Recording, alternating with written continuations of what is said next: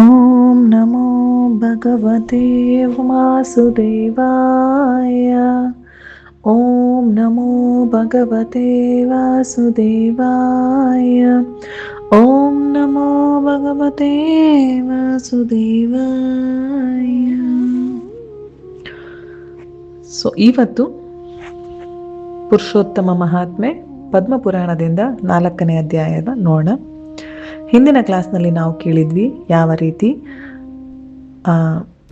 ಅಧಿಕ ಮಾಸ ಭಗವಂತನ ಚರಣಗಳ ಹತ್ರ ಹೋಗಿ ಕೃಷ್ಣನಿಗೆ ಶರಣಾಗಿ ಬಹಳ ಸುಂದರವಾದಂಥ ಸ್ತುತಿಯನ್ನು ಮಾಡುತ್ತೆ. ಆಗ ಭಗವಂತ ಈ ಅಧಿಕ ಮಾಸಕ್ಕೆ ಸ್ವಯಂ ತನ್ನ ಹಾಗೆಯೇ ಪ್ರಭಾವಶಾಲಿಯನ್ನಾಗಿ ಮಾಡ್ತಾನೆ. ಸ್ವಯಂ ತನ್ನ ಶಕ್ತಿಯನ್ನು ಮತ್ತು ವರದಾನವನ್ನು ಕರುಣಿಸ್ತಾನೆ. ಮತ್ತು ಭಗವಂತನ ಹೆಸರು ಯಾಕೆ ಪುರುಷೋತ್ತಮ ಅಂತಲೂ ಹೇಳ್ತಾನೆ. ನಾನು ಅನೇಕ ಗುಣಗಳಲ್ಲಿ ಎಲ್ಲ ಪುರುಷರಿಗಿಂತ ಉತ್ತಮನಾಗಿರೋದ್ರಿಂದ ನನಗೆ ಪುರುಷೋತ್ತಮ ಅಂತ ಹೇಳ್ತಾರೆ.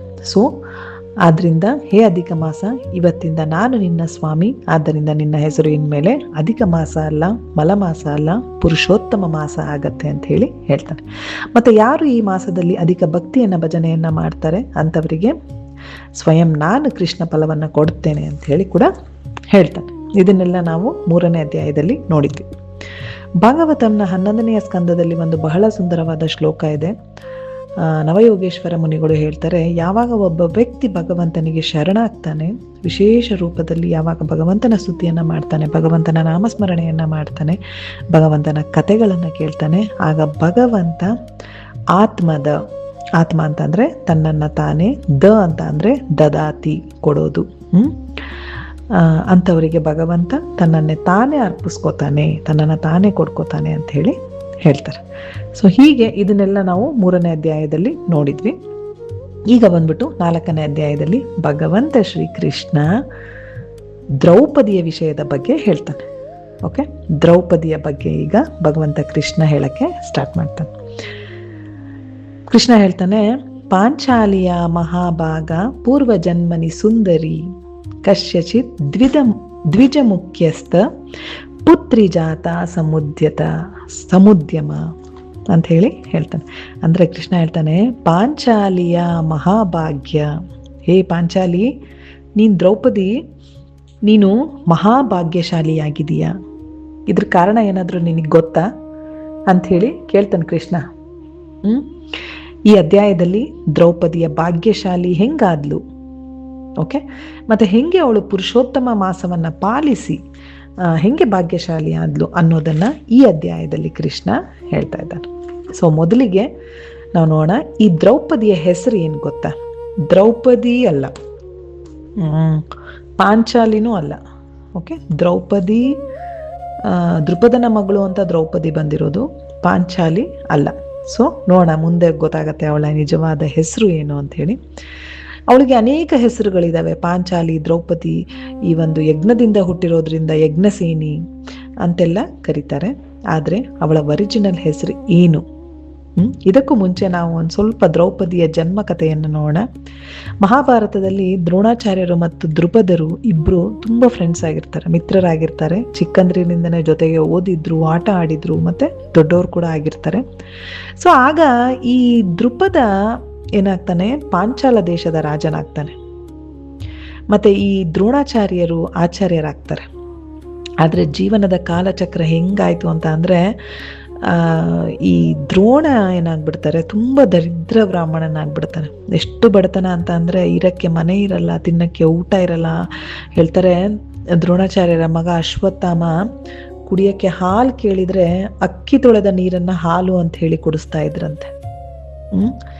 ಸೊ ಪಾಪ ದ್ರೋಣಾಚಾರ್ಯರಿಗೆ ಇದನ್ನ ನೋಡೋಕ್ಕಾಗಲಿಲ್ಲ. ಆಗ ಅವ್ರು ಏನು ಮಾಡ್ತಾರೆ, ಅವ್ರಿಗೆ ಏನಾಗುತ್ತೆ, ದ್ರುಪದನ ನೆನಪಾಗತ್ತೆ. ದ್ರುಪದ ನನ್ನ ಫ್ರೆಂಡ್ ಇದ್ದ ಅಂಥೇಳಿ. ಆಗ ಅವನು ಏನು ಮಾಡ್ತಾನೆ, ಅವನ ಹತ್ರ ಸಹಾಯ ಕೇಳಿದರೆ ಅಟ್ಲೀಸ್ಟ್ ಅವನು ನಾನು ಊಟದ ವ್ಯವಸ್ಥೆನಾದರೂ ಮಾಡ್ತಾನೆ ಅನ್ನೋ ಒಂದು ಕಾನ್ಫಿಡೆನ್ಸಿಂದ ಅವನು ಏನು ಮಾಡ್ತಾನೆ, ಪಾಂಚಾಲಕ್ಕೆ ಹೋಗ್ತಾನೆ. ಈ ಕಡೆ ದ್ರುಪದ ಆಲ್ರೆಡಿ ರಾಜನಾಗಿದ್ದ. ಅವನಿಗೆ ಅವನ ಪದವಿಯ ಅಹಂಕಾರ ತುಂಬ ಇತ್ತು. ಸೊ ಅವರು ಆ ಒಂದು ಸಭೆ ನಡೀತಾ ಇರುತ್ತೆ. ಆಗ ಅಲ್ಲಿ ದ್ರೋಣ ಹೋಗಿ ಕೂತಿರ್ತಾನೆ. ದೃಪದ ದ್ರೋಣ ಏನಂತ ಎಕ್ಸ್ಪೆಕ್ಟ್ ಮಾಡ್ತಾ ಇರ್ತಾನೆ, ಅವನು ಬಂದು ನನ್ನ ಫ್ರೆಂಡ್ ಬಂದಿದ್ದಾನೆ ಅಂತ ತಪ್ಕೋತಾನೆ ಅಂತ ಎಕ್ಸ್ಪೆಕ್ಟ್ ಮಾಡ್ತಾನೆ. ಆದರೆ ದೃಪದ ಏನು ಮಾಡ್ತಾನೆ, ಅವನ ಕಡೆ ನೋಡೋದೇ ಇಲ್ಲ. ಆಗ ಪಾಪ ದ್ರೋಣಾಚಾರ್ಯರೇ ಏನು ಮಾಡ್ತಾನೆ, ಬಡತನ ಏನೇನು ಕೆಲಸ ಮಾಡಿಸುತ್ತೆ ಅಂತ ಅಂದರೆ, ಪಾಪ ಅವನೇ ಎದ್ದು ನಿಂತು ಹೇಳ್ತಾನೆ, ನೆನಪಿದೆಯಾ ನಿನಗೆ ನಾನು ನಿನ್ನ ಬಾಲ್ಯದ ಸ್ನೇಹಿತ ಅಂತ ಹೇಳ್ತಾನೆ. ಆಗ ದೃಪದ ಇದನ್ನು ಕೇಳಿ ತುಂಬ ಸಿಟ್ಟು ಬರುತ್ತೆ ದೃಪದಂಗೆ. ತುಂಬಿದ ಸಭೆಯಲ್ಲಿ ದ್ರೋಣನ ಅವಮಾನವನ್ನು ಮಾಡ್ತಾನೆ. ಅರೆ ನೀನು ಒಂಥರ ಭಿಕಾರಿ ಇದ್ದಂಗಿದೆಯಾ, ಪಾಂಚಾಲ ದೇಶದ ರಾಜ ನನ್ನ ಸ್ನೇಹಿತ ಅನ್ನೋಕ್ಕೆ ನಾಚಿಕೆ ಆಗಲ್ವಾ ನಿನಗೆ? ಈ ಸ್ನೇಹ ಅನ್ನೋದು ಏನು ಅಂತ ಅಂದರೆ ಸರಿ ಸಮಾನರಲ್ಲಿ ಆಗತ್ತೆ ಹೊರತು ನಿನ್ನಂಥ ಬಡವನ ಜೊತೆ ನನಗೆ ಸ್ನೇಹ ಆಗೋದಿಲ್ಲ ಅಂತ ಹೇಳ್ತಾನೆ. ಇದನ್ನು ಕೇಳಿ ದ್ರೋಣಂಗೆ ತುಂಬ ದುಃಖ ಆಗತ್ತೆ. ಆ ತುಂಬಿದ ಸಭೆಯಲ್ಲಿ ಅವನಿಗೆ ಅವಮಾನ ಆಗಿದ್ದರಿಂದ ಅವನೇನು ಮಾಡ್ತಾನೆ, ಅಲ್ಲಿಂದ ವಾಪಸ್ಸು ಬರ್ತಾನೆ.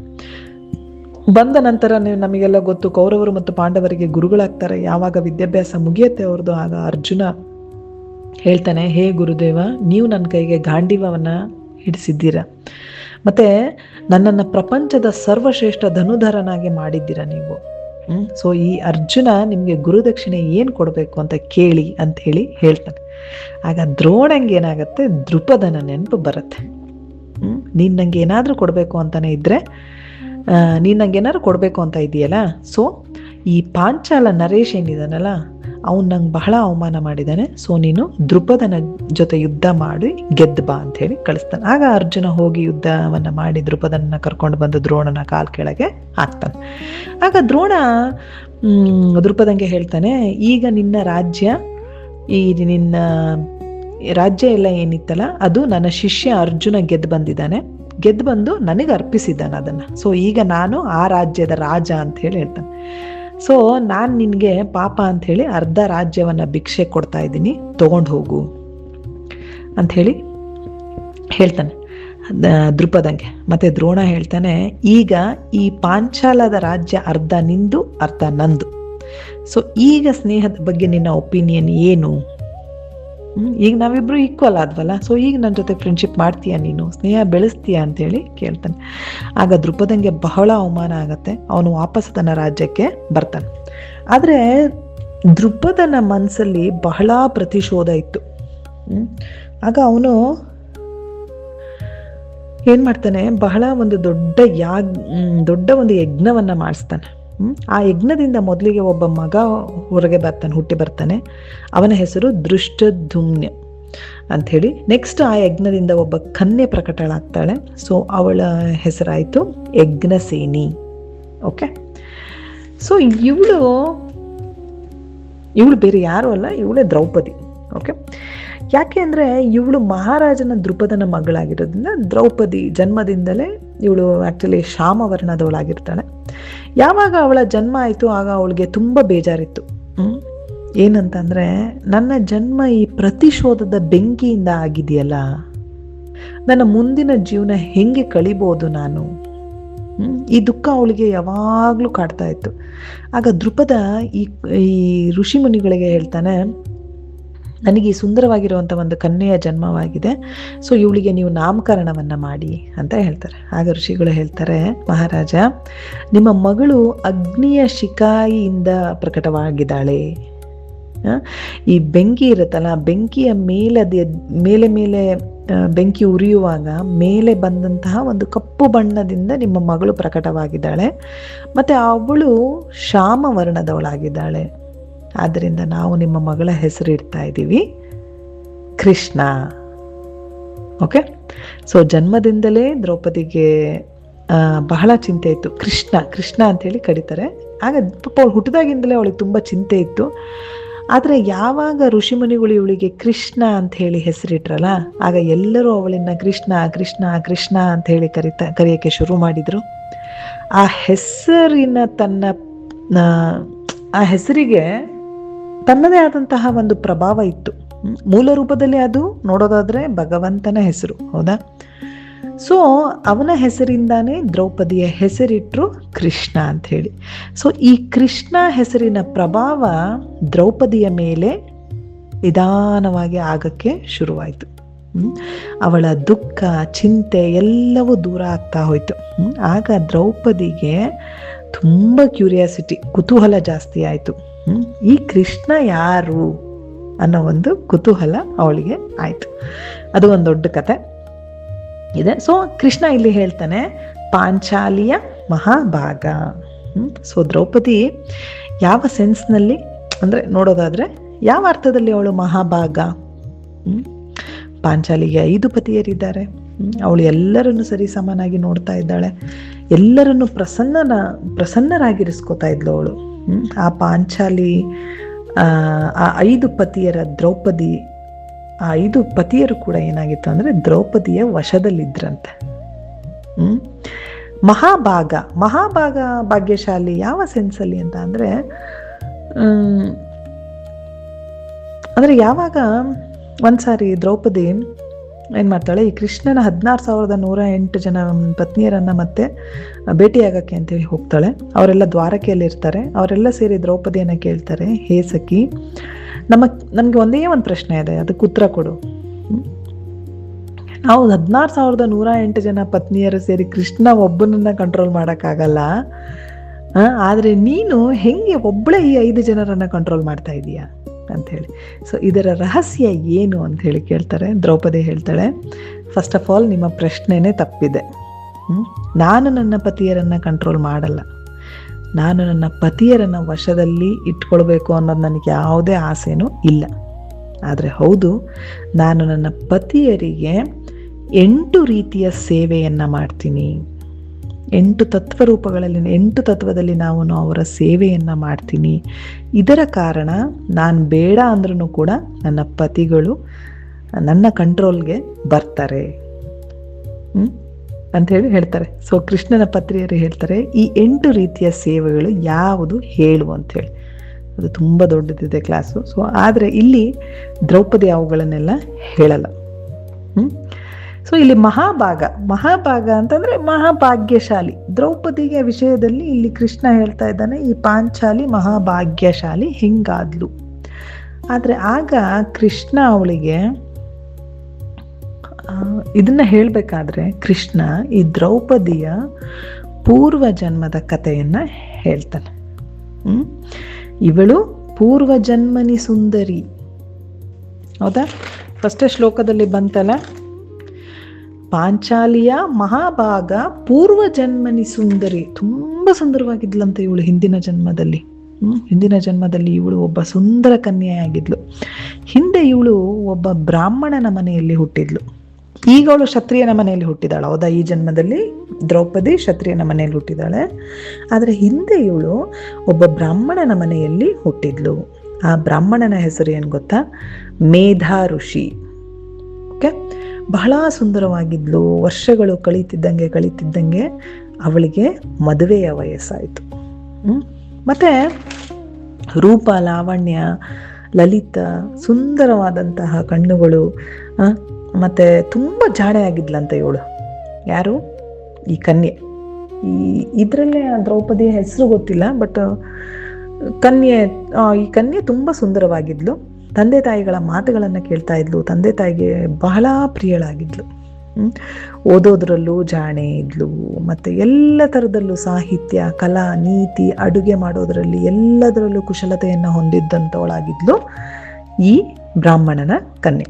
ಸಾಕ್ಷಾತ್ ಲಕ್ಷ್ಮಿಯ ಥರ ಶ್ರೇಷ್ಠ ಗುಣವಂತೆಯಾಗಿದ್ಲು ಇವಳು.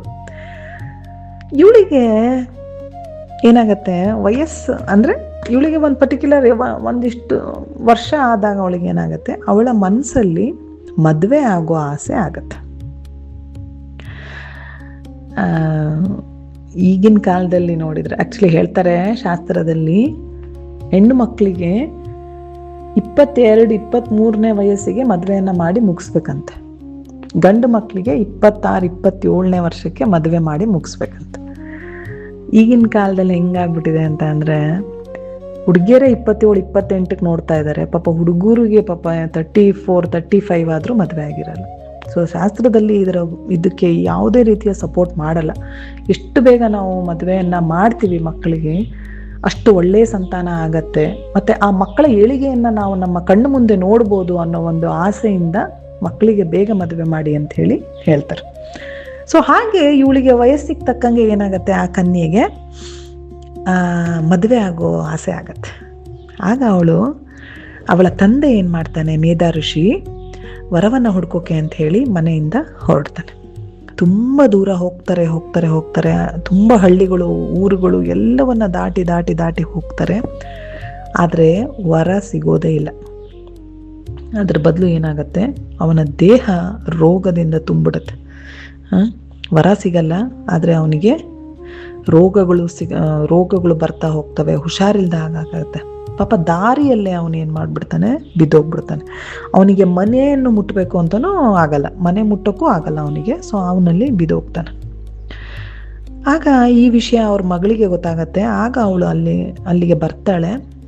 ಈ ಮೇಧಾ ಋಷಿ ಏನಾಗತ್ತೆ, ತಮ್ಮ ಮಗಳ ತೊಡೆಯ ಮೇಲೆ ಪ್ರಾಣವನ್ನು ಬಿಡ್ತಾನೆ. ಅವನು ಪ್ರಾಣವನ್ನು ಬಿಡೋಬೇಕಾದ್ರೆ ಒಂದು ಒಳ್ಳೆ ಕೆಲಸ ಏನು ಮಾಡ್ತಾನೆ ಗೊತ್ತಾ, ಭಗವಂತನ ಸ್ಮರಣೆಯನ್ನ ಮಾಡ್ತಾನೆ. ಯಾವ ರೀತಿ ಭಗವಂತನ ಸ್ಮರಣೆಯನ್ನ ಮಾಡ್ತಾನೆ? ಗೋವಿಂದ ವಿಶ್ವೇಶ ಜಗನ್ನಿವಾಸ ದಾಮೋದರಾದರ ಚರಾಚರಣ್ ಶ್ರೀ ಸತ್ಯಭಾಮಾಲಯ ಚ ಕೃಪಾಣೇ ಮಾಂ ಪಾಹಿ ದೇವೇಶ ಜಗನ್ನಿವಾಸ ಮಾಂ ಪಾಹಿ ದೇವೇಶ ಜಗನ್ನಿವಾಸ. ಈ ರೀತಿ ಸ್ಮರಣೆಯನ್ನ ಮಾಡ್ತಾ ಮೇಧಾ ಋಷಿ ತನ್ನ ಮಗಳ ತೊಡೆಯ ಮೇಲೆ ತನ್ನ ಪ್ರಾಣವನ್ನ ತ್ಯಾಗ ಮಾಡ್ತಾನೆ. ಆ ಪ್ರಾಣ ತ್ಯಾಗ ಮಾಡಿದಾಗ ಪಾಪ ಅವಳಿಗೋದು ಹೊಸ ಊರಾಗಿರತ್ತೆ. ಹಿಂದಿನ ಕಾಲದಲ್ಲಿ ಹೆಣ್ಮಕ್ಳು ಸ್ಮಶಾನದ ತನಕ ಹೋಗ್ತಾ ಇರಲ್ಲ. ಸೊ ಏನಾಗುತ್ತೆ, ಆ ಹಳ್ಳಿಯ ಒಂದಿಷ್ಟು ಜನ ಸೇರ್ಕೊಂಡು ಏನು ಮಾಡ್ತಾರೆ, ಆ ಮೇಧಾ ಋಷಿ ಅಂತಿಮ ಸಂಸ್ಕಾರವನ್ನೆಲ್ಲ ಮಾಡಿ ಎಲ್ಲ ಮುಗಿಸಿ ಅವರೆಲ್ಲ ತಮ್ಮ ತಮ್ಮ ಮನೆಗಳಿಗೆ ಹೋಗ್ತಾರೆ. ಆದರೆ ಇವಳು, ಈ ಕನ್ಯೆ ಏನಿದ್ದಾಳೆ ಪಾಪ, ಅವಳಿಗೆ ಹಿಂದೆ ಮುಂದೆ ಯಾರೂ ಇರಲ್ಲ. ತಂದೆ ಇದ್ರು, ಅವರು ಬೇರೆ ಈಗ ತೀರ್ ಹೋದ್ರು. ಎಲ್ಲ ವಿಧಿವಿಧಾನಗಳನ್ನ ಮಾಡಿ ಆದ್ಮೇಲೆ ಆ ಕಾಡಲ್ಲಿ ಪಾಪ ಆ ಕನ್ಯೆ ಒಬ್ಳೆ ಅಳ್ತಾ ಕೂತಿರ್ತಾಳೆ. ಸೊ ಆಗ ಅವಳು ಯೋಚನೆ ಮಾಡ್ತಾಳೆ, ನಂದು ಮದುವೆನೂ ಆಗ್ಲಿಲ್ಲ, ಪತಿಯ ರೂಪದ ಆಶ್ರಯನೂ ನನಗಿಲ್ಲ, ಪಿತಾ ರೂಪದ ಆಶ್ರಯ ಇತ್ತು ಇಷ್ಟು ದಿನ, ತಂದೆ ಅಂತ ಒಬ್ಬರಿದ್ರು, ಅವರ ಆಶ್ರಯದಲ್ಲಿ ನಾನಿದ್ದೆ. ಆದರೆ ಈಗ ಅದೂ ಇಲ್ಲ, ಮುಂದೆ ಏನಾಗುತ್ತೋ ಏನೋ ನನಗೆ ಗೊತ್ತಿಲ್ಲ ಅಂತ ಹೇಳಿ ತುಂಬ ಅಳ್ತಾ ಅವಳು ಕೂತಿರ್ತಾಳೆ. ಆಗ ಕೃಷ್ಣ ಹೇಳ್ತಾನೆ ಯುಧಿಷ್ಠಿರಂಗೆ, ಯಾವಾಗ ಅವಳು ಹಿಂಗೆ ಅಳ್ತಾ ಕೂತಿದ್ಲು, ಆಗ ಅಲ್ಲಿಗೆ ಒಬ್ಬ ಸಾಧು ಬರ್ತಾನೆ. ಓಕೆ, ಆ ಸಂತರ ಸಂಘದಿಂದ, ಆ ಸಾಧು ಏನು ಬಂದಲ್ಲ ಅಲ್ಲಿಗೆ, ಅವನ ಸಂಘದಿಂದ ಎಂತಹ ಒಂದು ಬದಲಾವಣೆ ಆಯಿತು, ಎಂತಹ ಒಂದು ಚಮತ್ಕಾರ ಆಯಿತು ಅಂತ ಅಂದರೆ ಹೇಳ್ತಾರೆ. ಯಾರೋ ಅಂದರೆ ಹೇಳಿದ್ರು, ಆ ಸಾಧು ಯಾರು? ಆ ಸಾಧು ಆ ಕಾಡಲ್ಲಿ ಬಂದಿರೋದ್ರಿಂದ ಆ ಕನ್ಯೆಯ ಜೀವನದಲ್ಲಿ ಒಂದು ತುಂಬ ದೊಡ್ಡ ಬದಲಾವಣೆ ಆಗುತ್ತೆ. ಹಾಗಿದ್ರೆ ಆ ಸಾಧು ಯಾರು? ಎಂಥ ಬದಲಾವಣೆ ಆಯಿತು ಅಂಥೇಳಿ ಯುಧಿಷ್ಠಿರ ಕೇಳಿದಾಗ ಕೃಷ್ಣ ಹೇಳ್ತಾನೆ, ಇತಿ ಶ್ರೀ ಪದ್ಮಪುರಾಣೆ ಪುರುಷೋತ್ತಮ ಮಹಾತ್ಮೆ ಋಷಿಭೀಕೃತ ಋಷಿಪುತ್ರೇಯ ಸಂತ್ವಾನಂ ನಾಮ ಚತುರ್ಥೋಧ್ಯಾಯ ಸಮಾಪ್ತಃ. ಸೊ ವೇದವ್ಯಾಸರು ಏನು ಮಾಡ್ತಾರೆ, ಇಲ್ಲಿಗೆ 4ನೇ ಅಧ್ಯಾಯವನ್ನು ಮುಗಿಸ್ತಾರೆ. ಯಾರು ಆ ಸಂತರು, ಏನು ಬದಲಾವಣೆ ಆಯಿತು ಆ ಕನ್ಯೆಯ ಜೀವನದಲ್ಲಿ ಅನ್ನೋದನ್ನು ಮುಂದಿನ ಅಧ್ಯಾಯದಲ್ಲಿ ನೋಡೋಣ. ಹರೇ ಕೃಷ್ಣ.